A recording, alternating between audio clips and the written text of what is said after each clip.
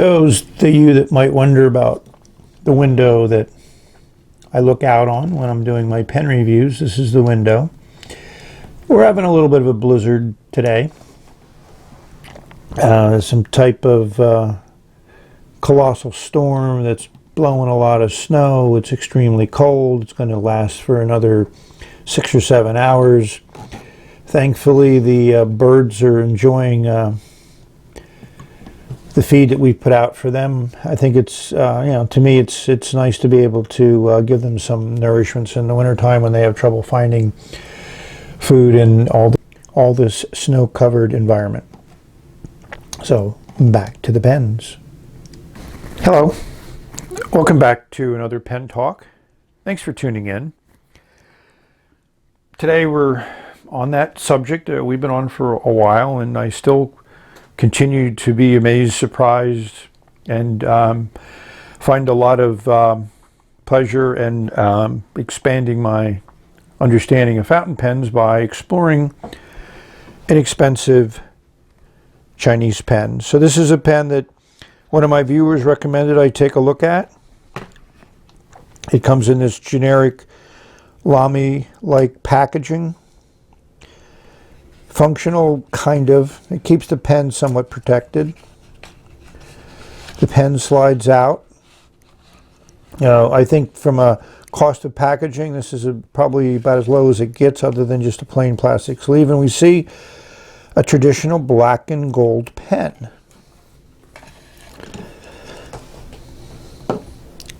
Kind of looks like a Parker, which we've discussed before with this model. But it's elegant, I'd have to admit that. Just an unscrew cap. And we see their first indication of what we have here is we have a nice ink window. It's functional.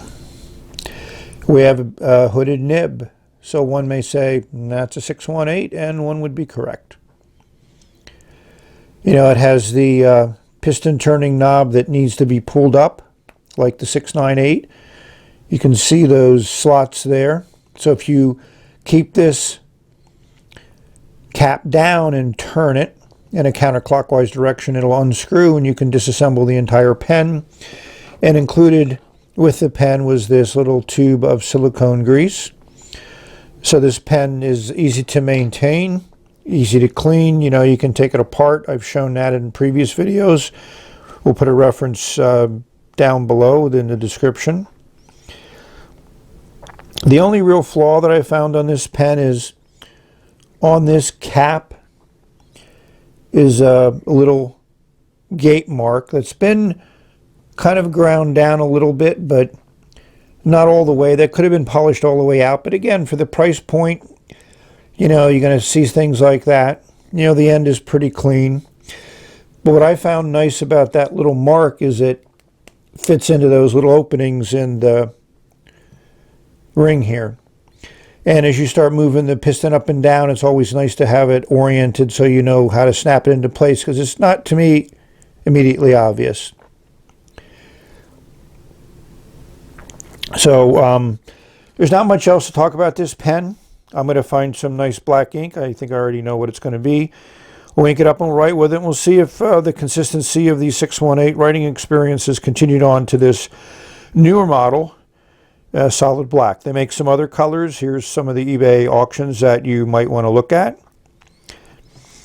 And as we know from before, the pen posts very nicely, posts very deeply, feels fine in the hand, posted or not posted. That section gives you the opportunity of holding it wherever you want. Some people have to have a certain distance between their fingers and the end of the nib, so hopefully that corresponds to the thickness of this section, which is, slims down as you get near the nib end of the pen. And it also fits okay unposted. So yeah, I'm certain this is a classic shape and design, obviously, and one that's at the right size that should fit most writers. When I got the pen, crammed into that box was these instructions, which are generic instructions, which I've seen in the 698 and also my other 618s. A lot of Chinese writing. So this side doesn't have much value from my perspective, but they did a very good job on the other side of giving you a complete listing of all the components and showing you all the pieces of the pen. A description on filling. You know, it's pretty clear about the piston filling mechanism. It shows the arrow to pull the cap up. It's probably, if you could read this writing, you'd be more informed of how this filling mechanism works, and it shows you pushing the cap down when you're done filling it. And the other thing that's nice is it shows you lubrication, you know, putting some silicone grease on the piston.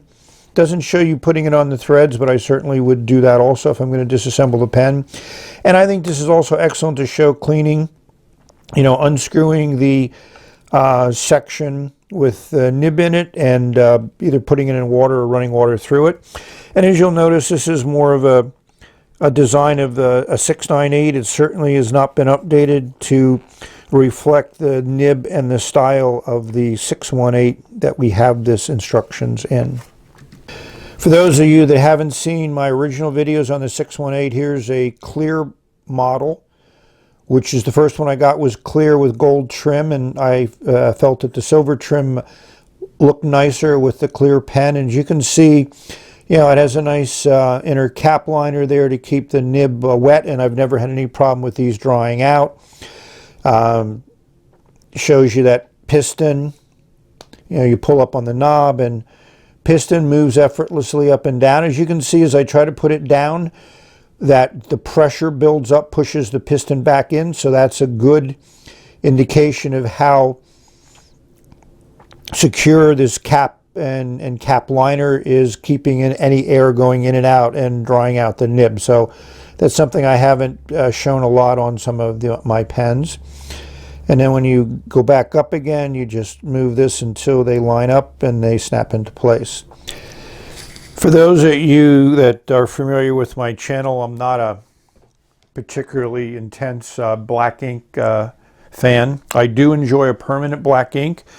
I try to keep at least one or two pens inked up with a permanent black. I do write checks and, you know, sign my names to documents and things like that, and I find that the black ink is what I prefer.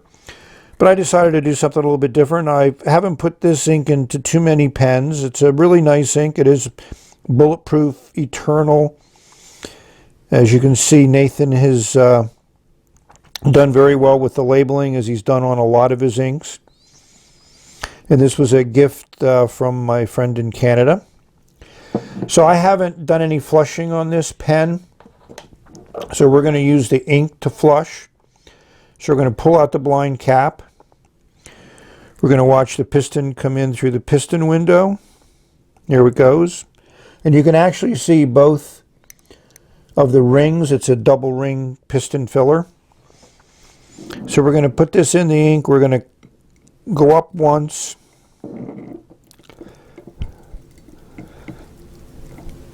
And then all the way down. And I'm using the ink as a flush here. So I'm hoping that if there is anything left, and these pens have been very well put together. I've taken some of the other ones apart that I have, my 618s, and they're very well made, so I don't think this is absolutely necessary. But to me, I'm a better be safe than sorry guy, so I'd much rather spend a few seconds making certain that things are done right before I write with this pen and determine whether I like the way this ink and pen combo work.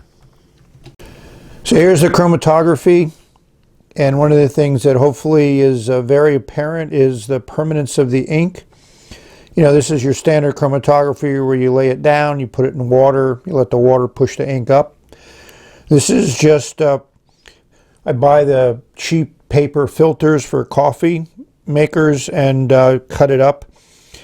You know, I probably have enough strips to last me for my lifetime for a couple bucks. And as you can see on the left, when it dries, you get a really nice, very dark permanent line, and a little bit of color washes away. It's interesting that you get different colors showing up on the chromatography of the dry ink versus the wet ink. Addendum to the video, it's been about 4 days since I finished the writing sample. But when I uncapped the pen a day after the writing sample, there was a lot of ink that had gotten on the section, into the cap. So I cleaned it off and wrote it off as a first filling. But then the next day we also had ink. So then I used a piston to push out a little bit of ink and then pulled the piston back up. And since then, no ink has leaked out. So I had this happen with the red pen, the transparent red one, but I wrote it up as an anomaly because I filled the pen and then I took it with me to a pen meetup. And you know, when you first fill a pen, it can get a little bit funky, and this pen seems to have that issue with not every pen, but some of them. So just want to let you know, if you have an issue with it when you first fill it or when you completely fill it up, just push out a little bit of ink, pull the piston back so you get some air in there, and hopefully that'll get rid of the problem. But other than that, I love the way this pen writes consistently all the time. I have about 4 of these inked up with different inks, and they all write consistently good. So give it a thumbs up. We're going to rate it as a 9.